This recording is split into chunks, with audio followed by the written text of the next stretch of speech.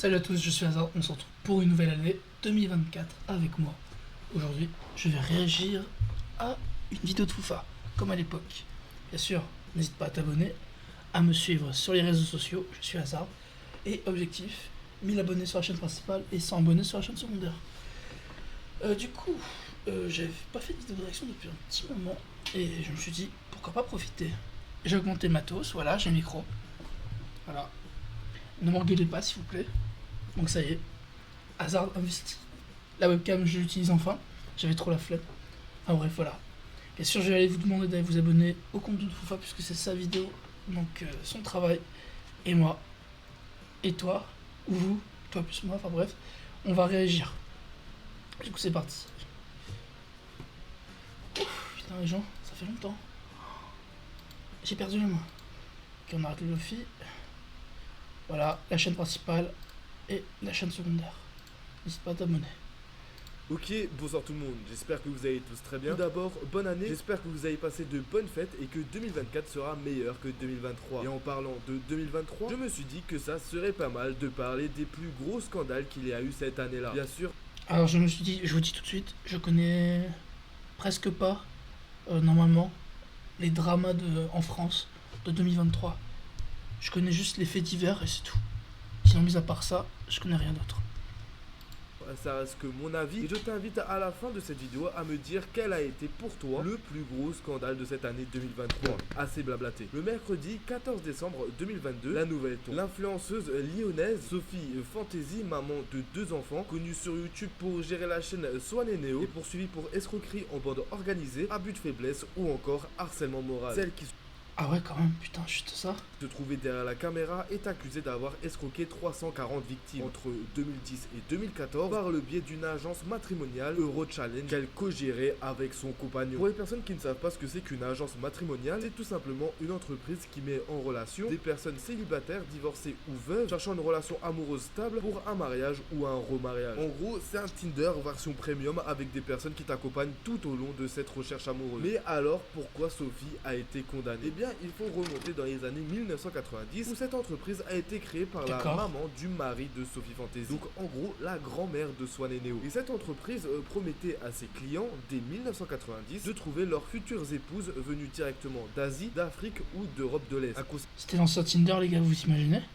concept assez révolutionnaire pour l'époque, faut pas se le cacher. Trouver ta partenaire à l'autre bout du monde, c'est quelque chose qui avait pas trop été fait à ce moment-là. Et ce qu'il faut noter, c'est que déjà là, en 1990, cette entreprise avait compris qu'il y aurait beaucoup de demandes et qu'il y avait surtout beaucoup d'argent à se faire. Et c'est pourquoi ils ont instauré une fonctionnalité payante, leur demandant dans un premier temps de payer afin de découvrir les photos des femmes proposées. Et c'est là le problème. Car sur place, les adhérents ont trouvé des promises bien différentes des femmes montrées. Sans parler du voyage tout frais payé qui leur était finalement facturé sans aucune possibilité de se faire rembourser, sous peine de recevoir la visite d'un huissier. Le 6 mars 2023, la décision a donc été prise. L'influenceuse Sophie Fantasy, connue sur YouTube pour mettre en scène ses enfants Swan et Neo et son mari Grégory T, ont été reconnus coupables d'escroquerie par le tribunal de Lyon. Ils ont été condamnés à 5 ans de prison, dont 18 mois avec sursis et 100 000 euros d'amende chacun. Le couple a été jugé avec 12 autres personnes pour avoir escroqué entre 2010 et 2014 340 personnes au sein de l'ancienne agence matrimoniale lyonnaise Eurochallenge créée par la mère de Grégory. Cette dernière a écopé de 5 ans de prison, dont 2 fermes et 20 000 euros d'amende. Les 2 autres fils ont également été condamnés à 4 et 3 ans d'emprisonnement avec sursis. Après cette nouvelle assez surprenante, Néo, l'enfant le plus âgé de Sophie, prit la parole afin d'arrêter tout l'harcèlement que Sophie Fantasy recevait dans la gueule. Je vais répéter un peu ce que j'ai dit par rapport à la maladie.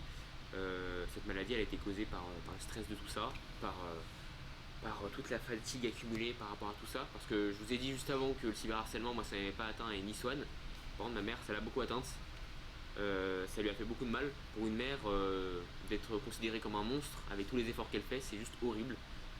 Ça lui a fait beaucoup de mal. On a essayé de la rassurer au maximum, mais voilà, ça a quand même impacté son mental et sa santé. Dans les alentours du mois d'avril, une vidéo circule sur Twitter et TikTok. Dans celle-ci, on peut voir 2 hommes agresser sexuellement un autre. Sur ces 2 hommes, un snapchatter de 16 ans se nommant Pirouette se fait retrouver là. Oh mon dieu, oui, il avait parlé.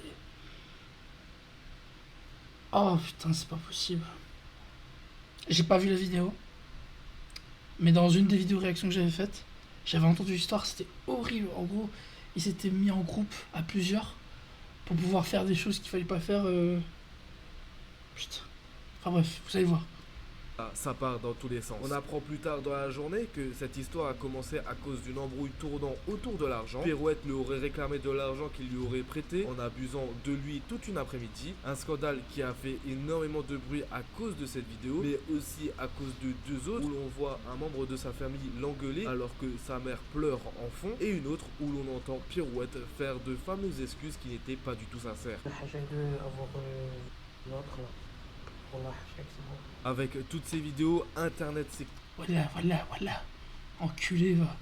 Le qui a fait du mal à des gens et après il s'excuse.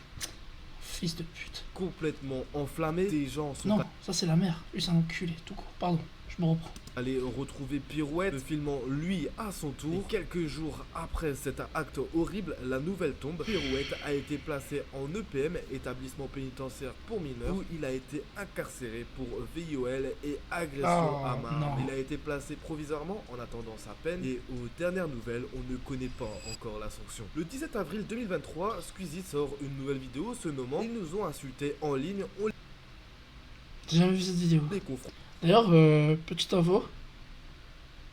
Squeezie, je crois qu'il fait... J'ai pas regardé Squeezie depuis... Si, j'ai vu un extrait de short, mais j'ai pas regardé réellement Squeezie comme à l'époque depuis 2017. Donc je sais pas trop ce qu'il est devenu. Je vois qu'il a des cheveux un peu plus longs. Ah, c'est bien, 10 millions de vues, la vache. C'est bien, il s'en sort toujours. C'est bien Squeezie. Compte IRL, fit Gotaga et Kameto. C'est un tribunal des bannis, mais format IRL, et pour les personnes qui ne savent pas ce que c'est qu'un tribunal des bannis, c'est tout simplement réagir aux excuses données par les gens Bandalive pour ensuite révoquer ou non leur bannissement. Et dans cette vidéo, on a pu voir d'autres personnes que Squeezie, Gotaga et Kameto. Ce sont les viewers les plus actifs de leur live qui participent eux aussi à la vidéo pour donner un avis sur le révoquement de leur bannissement ou pas. Et dedans se trouve Audrey, et cette fille-là qui s'est faite incendier de tous les côtés sur les réseaux sociaux. Et je vais vous expliquer la raison. Attendez Quand une le minute. créateur de contenu là qui s'est fait incendier de tous les côtés. Ah non, je croyais que c'était...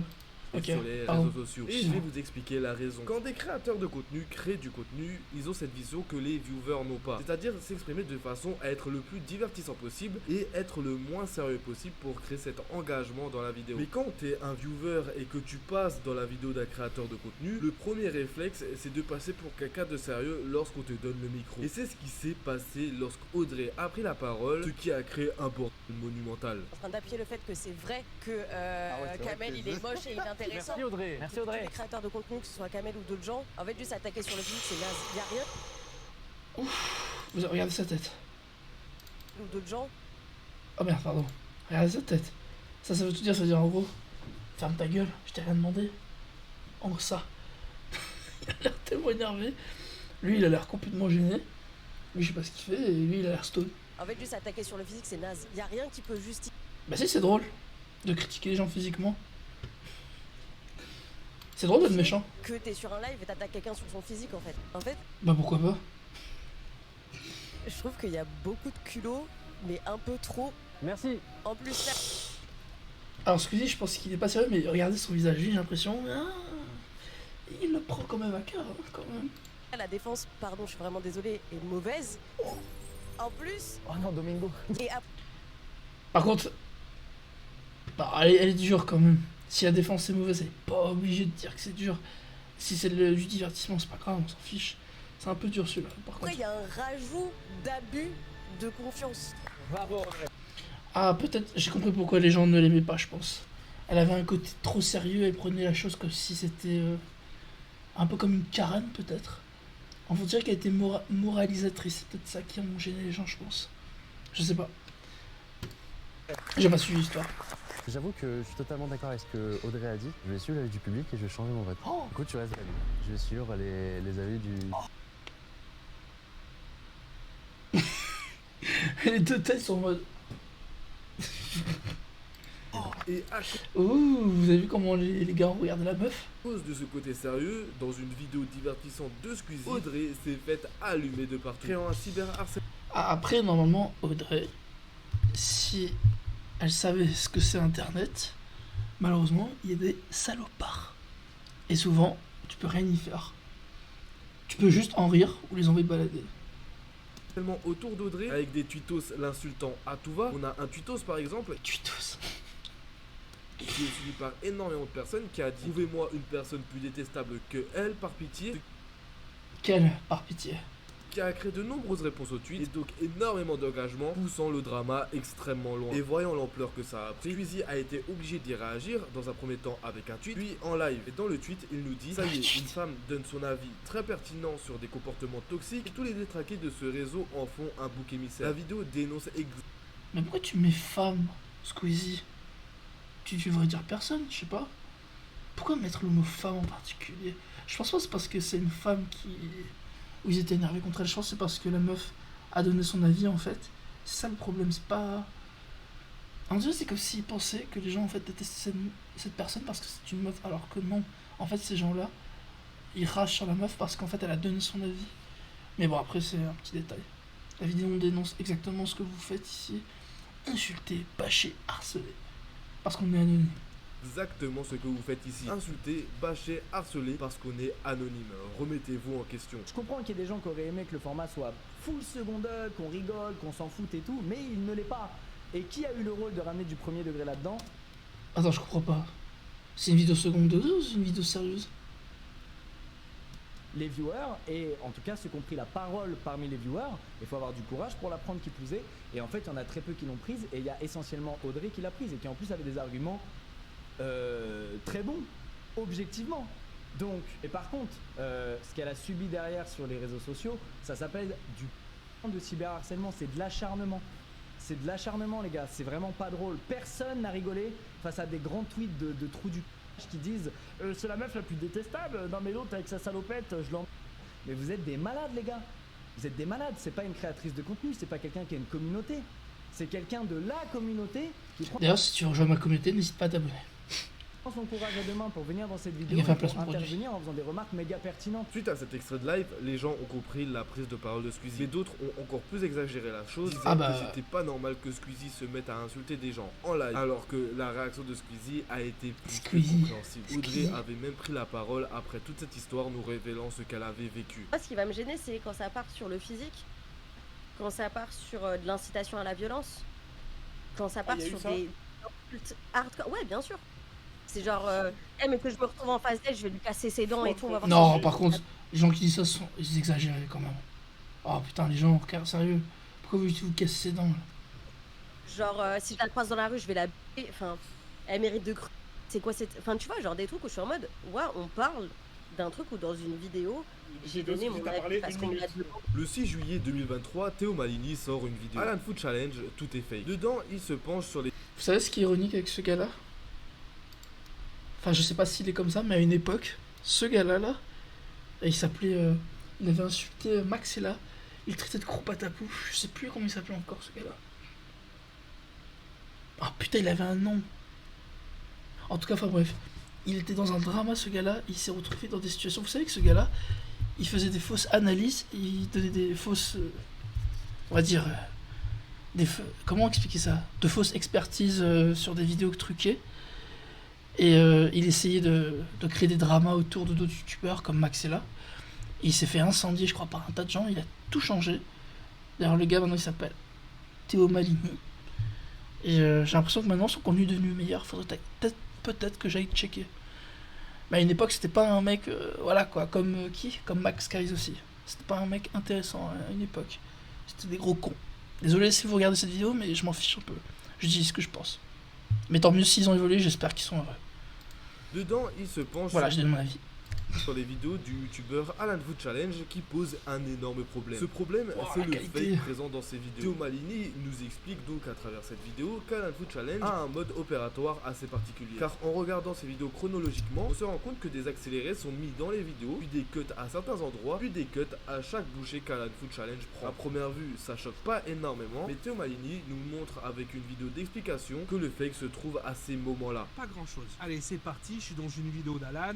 J'en ai 150 000 à manger, hein. Un défi totalement normal pour lui. On va parler d'environ 8 tonnes de nourriture ingurgitée en moins de 9 minutes. Et c'est comme ça que je vais procéder. C'est parti.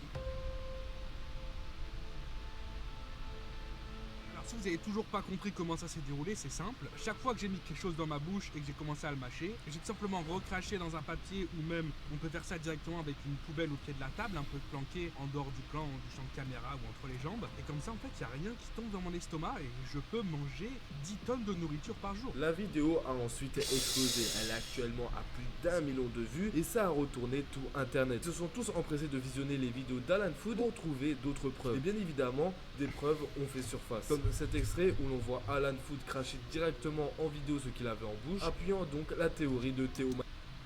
What? Mais il monte son fake. Oh putain, il fait même pas d'effort. Ah mais oui, j'avais déjà réagi à ça, putain. Par contre, c'est vrai, je suis d'accord avec les gens. Pour gaspiller de nourriture, c'est chaud. Mais par contre, il y a des gens quand même qui l'ont menacé de mort pour ça. Et c'est chaud quand même. Maline. Voyant tout le bruit que ça a fait, Alan Food Challenge a pris la parole en se donnant un nouveau défi. Sur Insta, TikTok, YouTube, même Facebook et autres. Donc pour cela, moi j'aime pas parler pour rien. Quelqu'un qui a des principes, Putain, il tremble et tout, le pauvre. qui a des cojones. Donc rendez-vous ce dimanche sur Twitch. Oui, Twitch, le Kitchen Twitch. Dimanche vers 20h je pense, et je ferai une grosse vidéo banger en mode FAQ, mais aussi du coup forcément challenge en live. Il n'y aura pas de cut là, il n'y aura pas de cut, pas de poubelle ou je sais pas quoi. Pour peut-être dire ouais genre finito machin et tout, ce que je vaux. C'était le live le plus attendu de l'année. En l'espace de quelques jours, c'est plus de 100 000 nouveaux follow sur sa chaîne Twitch. Tout le monde l'attendait, c'était le Putain, le mec qui ouvre une chaîne, il a 50 000 follow, moi je suis à 36, putain. moment le plus important de sa carrière pour Alan Food Challenge. Sauf que malheureusement, il s'est passé ça en live.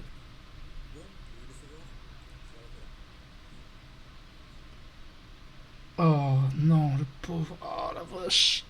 Il a essayé de se rattraper, mais il s'est fait avoir. Ça y est? Il en peut plus? Ça y est? Donc on est loin des 5 gigas. C'est quoi ce cri? Il en a fait 1,5. Il en a fait 1,5 le frère. Et oui, Alan Food a lamentablement échoué au bout de 1 tacos et demi. Pendant tout le live, des gens ont enquêté et ont remarqué que ces gigatacos n'en étaient pas et qu'ils étaient plus petits encore. Enfin, une seconde vague d'harcèlement autour de Alan Food Challenge. Par contre, le harcèlement pour ça. Faisant leak son numéro de téléphone pour se faire livrer une vingtaine de pizzas alors qu'il venait de couper son stream.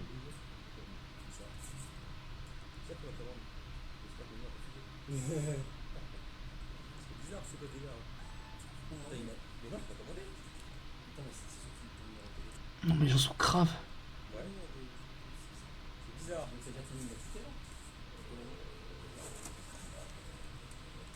Commande Domino's. Ça fait 3 fois. C'est quoi ce bail? Le numéro a fuité, j'en s'amuse. Ils envoient. Et là, Hein? ça peut faire des bails sales. Bah, c'est pas grave, on va laisser l'opérateur la bonne semaine. Comment ça a été fait, je sais pas, mais. On a fait des commandes. Genre, je reçois 100 pizzas, 40, 100. Non, mais là, carrément, il y a quelque part où ils ont mis ton numéro. Si un mec il appelle pour rigoler. Ouais. Bah ouais. Ah, c'est chaud quand même. C'est exagéré. Regardez, il a l'air triste le bouc. Regardez le bouc. Après, c'est vrai. Il a gaspillé la nourriture. C'est vrai que c'est fake. C'est vrai. Mais quand même. Être aussi dur pour ça quand même. Forcément, là, ça rend De toute façon, la nourriture, elle va être utilisée quoi qu'il arrive. Donc s'il l'a acheté, ça lui appartient. C'est passé un live chill, détente, explication. Donc, je vais même pas manger, finalement, j'ai fait plus un plaisir des gigatacos. J'aurais pas dû. Là, ça arrive encore. C'était pour moi les plus gros scandales de 2023. Si t'en as d'autres en tête, mets-les-moi en commentaire. Et n'hésite pas à t'abonner si la vidéo t'a plu. Vous êtes plus de 60% à ne pas être abonné. Et ce serait cool de vous avoir dans le navire. Enfin bon. Wow. Non. Non, il faut pas que la meuf soit là. Mon Twitch va se faire niquer. La qualité est toujours au rendez-vous. Ça, il faut faire. Passe-toi une bonne année. Plein de réussite le prochain. J'ai pas mal de drama quand même en 2023. Effectivement, ouais. Quoi? Pour moi, le plus gros scandale, c'est certains youtubeurs Souka Twinner. C'est qui ça? En gros, c'est une espèce de gang sur YouTube qui exploite un contenu extrêmement simple en mode je trouve la maison secrète de Skibidi Shrek à 3h du matin sur Minecraft, avec tout un tas de mots en majuscules évidemment, en mettant en avant des miniatures avec des choses qui contredisent une bonne vingtaine de règles YouTube, et en vidéo ça fait vraiment pitié, et tout ça pour le frais comme toujours, et à ce jour aucune sanction ne leur a été attribuée. Si tu veux voir un peu les cas Foufa, en effet, ok.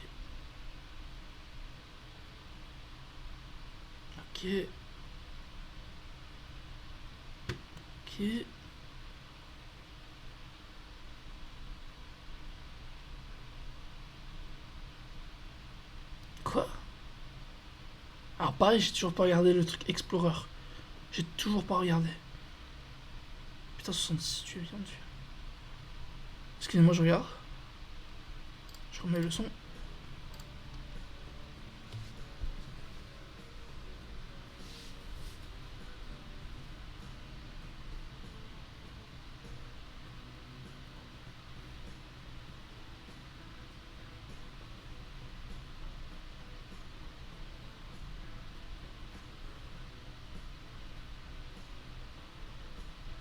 Ah bah tiens, le voilà, Théo Malini. C'est quoi, attendez. Je regardais vite fait. Un MMORPG. 20 histoires effrayantes, faits réels. Alors j'ai pas réagi à ces vidéos parce qu'à une époque... à une époque, je crois il signalait. Putain, il a pas fait de vidéo entre... Putain, 4 mois quand même.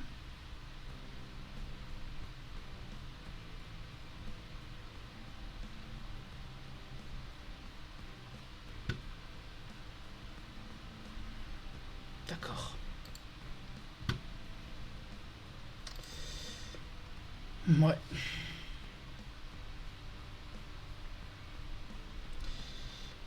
Bon, petite vidéo sympa, vite fait, pour une reprise de réaction. J'ai bien aimé, j'ai mis un petit like, évidemment. Un de plus, réellement. Comme il a dit, n'hésitez pas à aller vous abonner à sa chaîne. Tu connais, on se met bien. Ah bref, je me casse. Je vais ailleurs, je refais un autre live dans un instant. Je vais réagir. Je te dis salut, à la prochaine, c'était Hazard, bye.